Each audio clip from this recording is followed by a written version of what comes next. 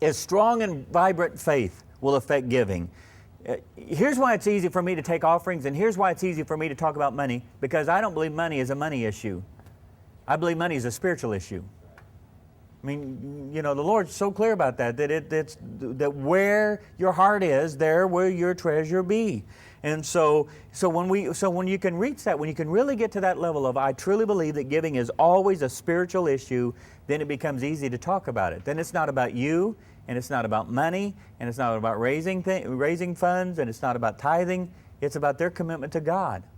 And I love this passage out of Corinthians. Actually, that should say 2 Corinthians. But, you know, Paul is writing to the Corinthian believers, and he's encouraging them in their giving.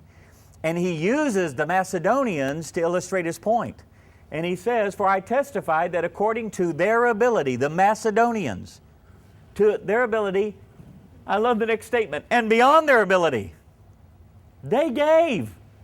They gave of their own accord, begging us with much urging for the favor of participation in the support of the saints, and this not as we had expected, but they first gave themselves to the Lord and to us by the will of the Lord. And I love the terminology there. I mean, we all want to pastor a church like that where people are begging, please, I got to give. We all want to pastor a church like that where people are that kind of motivated. And there's a couple of keys in that. First of all, they gave themselves to the Lord. See, it was the spiritual issue. So in fact, and again, let me just mention, you know, Forward in Faith, which again is a capital campaign part of what we do.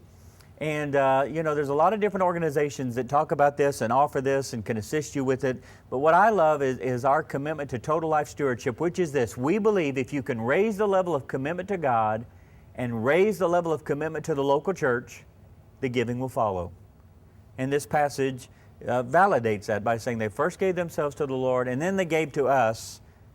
They gave themselves to us, which means that they trusted our leadership. They bought into us. They bought into our vision. They bought into where we're headed as a congregation, and as a result, they gave, and they gave liberally, and they gave generously, and they truly wanted to be a part of that. So, you know, so one of our responsibilities, fellow pastors, is to raise the spiritual atmosphere of the church to that place where people's hearts are become softer and softer toward the things of God.